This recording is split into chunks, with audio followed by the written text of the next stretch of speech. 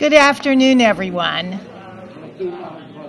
My name is Elisa Kaplan, and I am president of the Jewish Historical Society, and I'm welcoming you today to a wonderful and educational program. One of the goals of the Jewish Historical Society is education, and we like to think that hanging around the Jewish Historical Society makes us smarter. So you're going to walk out of here feeling like your IQ has gone up 10 points today after this presentation. I know, you have to find your IQ first. And we're delighted to see so many people out on a very busy day as we have spring and political events and bar mitzvahs and the countdown to both Passover and Easter. It's just very busy. So thank you for spending your time here with us today. If you're not a member, we'd love to have you join. It's inexpensive, I like to say cheap, $36, which is a lucky number in Jewish culture. It stands for double life. So welcome, but everyone is welcome here today. We're all part of a wonderful community here in Fairfield County. I couldn't let the moment pass without just a slight reference to March Madness as we are leaving March and going into April. So hooray for the women Huskies. Yay! They really beat UCLA, and they're going to face Oregon on Monday. Those Oregon Ducks are pretty tricky, and the men just really did in Kansas last night, so we'll have to see what happens. But if you have nothing to do and have tickets, it's Monday night in Bridgeport. And Gonzaga beat Xavier, and we're waiting for the other two teams today. So if you're into that, otherwise, turn on your radio or TV and catch some baseball before the season starts in a few minutes. The Jewish Historical Society is all about history. So I also couldn't let the moment pass without thinking what happened on March 26th in history. And so, first of all, do we have any March birthdays? Please, happy birthday, happy birthday. Yep, to Gail and to Emily, the 24th, and I think March 19th. Okay, but they're getting younger, not older. And it's also Diana Ross's birthday today, as well as Leonard Nimoy of blessed memory. Okay. Everything is available on the internet. Back in 1925, something very important and distressing, in my opinion, happened. Prohibition began in the United States. And on March 26, 1953, Jonas Salk tested his vaccine successfully, and 2 years later, every child in the United States was vaccinated against polio. Think about that. Every child. If we could do that today with some of the diseases that we face, would that be a miracle? And we actually have a connection to Jonas Salk. One of the people who worked on that vaccine lived in New Canaan and was a member of Temple Sinai. In 1971, on March 26th, the world changed when Bangladesh became independent. They used to be known as East Pakistan. I don't know, I learned how to draw a map of the world when I was in high school. I can't even figure it out anymore without looking it up. Okay, in 1979, on this day, Anwar Sadat and Menachem Begin met and ended 30 years of bitter warfare and signed the first peace treaty between an Arab nation and the Jewish state, a very important day in Jewish history. In 1982, there was the groundbreaking for the Vietnam Memorial in Washington, D.C. And I couldn't resist this important date in history, the year 2000, March 26th, Vladimir Putin was elected for the first time as the head of Russia. So you can see that March 26th has a big history. So the Jewish Historical Society, through collecting artifacts and through taping oral histories and collecting them, tells the story of the lived Jewish experience in Fairfield County. Each person is a walking encyclopedia of Jewish history. So for us, it's all about the story. And we're going to hear another part of that story as we delve into the best of Holocaust literature in a few minutes. A special thanks to my co-pilot and partner in crime, Marcy Schoenfeld, who's Director of Programming, Vice President of Programming. Thanks, Marcy. The yellow cards, because I have the mic, were taken to the post office weeks ago, and they are somehow stuck in some place in the post office. So no one got yellow cards. So due to technical difficulties, we didn't have that announcement, but check out our website, Jewish Historical Society. Right. And also, we do try to, if you're not on our email list, make sure we have your email. We send that out to anyone who's interested in receiving it. We have a special program tomorrow. If you'd like to hug or kiss an Israeli soldier, we are going to be at Bennett Library welcoming a group called Sahal Shalom, welcoming Israeli soldiers to the community at 3:30 at the Bennett Library, and they will tell their story and answer questions. Every year we are surprised at how intelligent these people and personable these people are, but they're very good looking, men and women, and they're very honest in their answers. So you can ask tough questions and they will give you tough answers. In addition, we every month sponsor a book club. We just read Marjorie Morningstar, which was a retro fit for us and a lot of fun. But next month on Wednesday, right the day after Passover, April 19th, we are going to be hearing about a book called The Mathematician Shiva, and it's a book written by a Polish author who lives in the United States. Luckily, it's in English. You don't have to learn Polish before next week. And it's about an unsolvable formula and their life through all the times of World War II, the Soviet Union, American academia. And I'm not sure from the book which one of those was the tougher route. Okay. And finally, on April 30th, we are having a program at the Jewish Community Center in Stamford on superstars of the ring, Jewish boxers of the early 20th century, and they truly were superstars. And Mike Silver, the author, is a member of the Boxing Commission and has been involved with boxing and has written several books, and you will find him exciting and delightful. And if you have any interest in history or sports or everyday things, I think you'll enjoy this program. Today, we're looking at Holocaust literature, and we unexpectedly and serendipitously had a surprise. We had a young man contact us because he's written his own book about the Holocaust.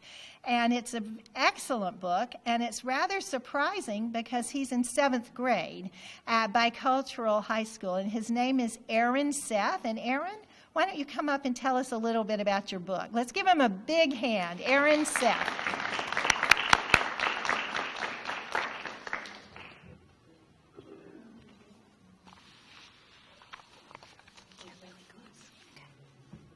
Thank you.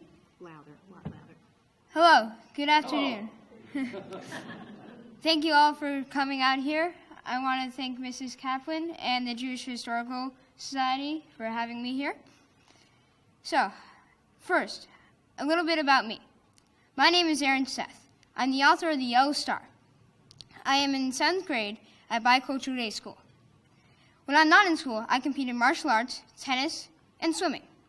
I also like to dig for fossils. I think it's a lot of fun, like when I found an elk moose pelvis, which is about 10,000 years old.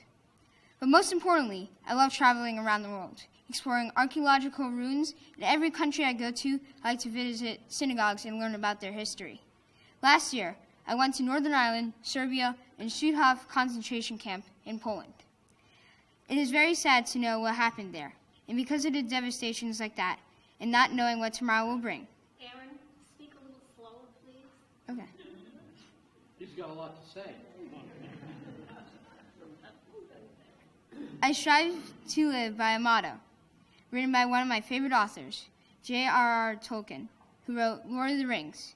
He said, all we had to decide is what to do with the time that is given us. That is amazing, right?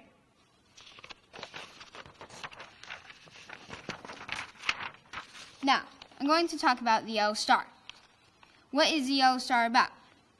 It is about two young boys, around 12 years old, who are of different religions and learning to appreciate their new friendship and what is left of their life during the Nazi regime in Germany.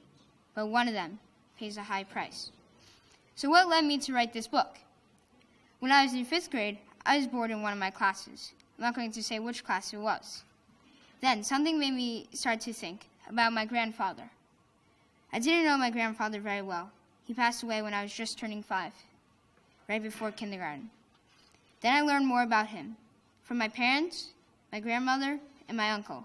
So my mind wandered to my grandfather. I thought about how courageous he was. You can ask him to do anything, and he would do it. I thought about how strong and brave he was. He was an Israeli soldier, a paratrooper. He did 21 military jumps from an Israeli combat airplane called a C-47. I thought about how brave that really was. I thought about how kind and gentle he was. He was always there to help, my mom said, like when I was around 2 years old, and I locked the car keys and house keys in the car. My dad was traveling for business, so my mom called my grandfather from the neighbor's house. He drove 45 minutes to bring the spare set of keys to us and drove 45 minutes back to his house. He was truly a gentleman. And most importantly, I thought about how he'd actually go hungry and give his last piece of bread to someone in need. And that is exactly what he did when he was in hiding during the Holocaust. He was only 9 years old then, and he was responsible for his younger brother, who was just 4. They were just children, but they were sent away for a chance to live. He and his brother were hiding in a convent with 14 other boys. They lived on one bowl of soup and one slice of bread, which he gave to his brother every day. That was the kind of person he was. And I wanted to dedicate something to my grandfather, so I began to write, not in class, but on the bus. I usually have about 10 minutes each way. So I started to write, and the Yellow Star was born on Wednesday, March 25th, 2015, towards the end of 5th grade.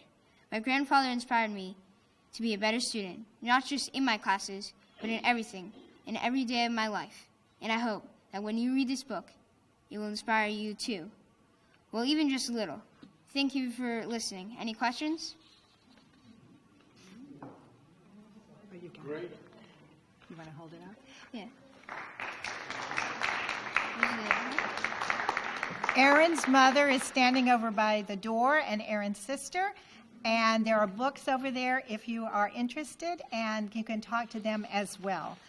Aaron, you're a historian and a speaker and perhaps even a politician in the making. Someday maybe president. There you go.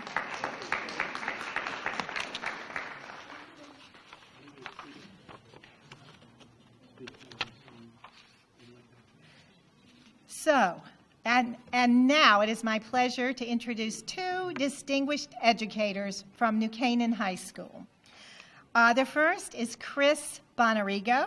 She's lived in New Canaan for 26 years, but she came from Westchester, and she's originally from New York, Pelham Parkway section of the Bronx. Any Bronx people here? Yeah.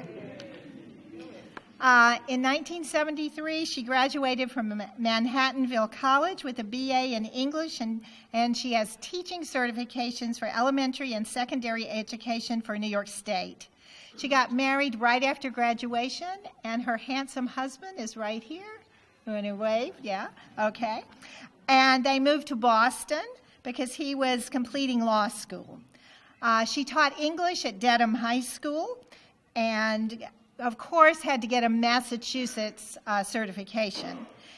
They came back to New York in 1975 and lived in Scarsdale.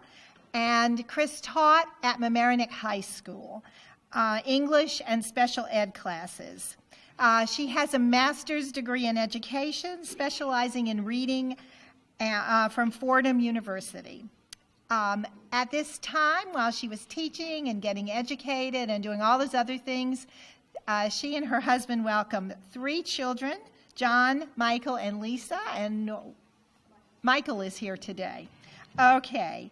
She was an adjunct professor at Pace University, and in 1990, they moved to New Canaan, our area, and she taught nursery school, which I feel has probably helped her a lot in teaching high school. And she was the director of a small school there. And then she wanted to get back into teaching high school classes and joined the staff of New Canaan High School in 2006, she had Massachusetts, New York, and now Connecticut certifications. It came to Chris's attention that new classes were going to be added to the English curriculum. And she had been teaching the book, Elie Wiesel's book, Night, to sophomores, and saw a need to continue readings for this period, but she thought it would be good for the upperclassmen. So from those thoughts was birthed the idea of the Holocaust Class. She created it in 2008 at New Canaan High School, and it has been sold out ever since. In 2013, she was awarded the Susan J. Goldberg Award for Teaching from the Holocaust and Human Rights Education from New York.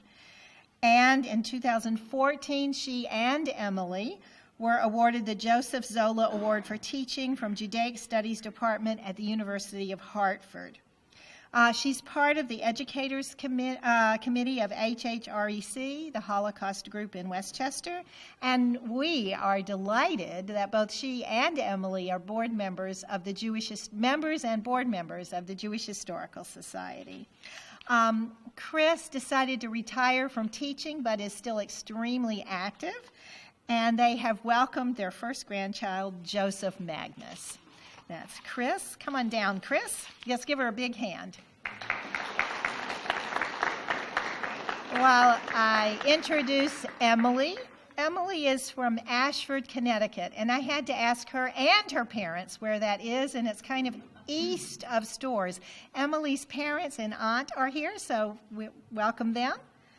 Okay, and she grew up with out in the country with pet goats, and Emily wrote to me that no, she did not drink the milk. They didn't milk them anyway.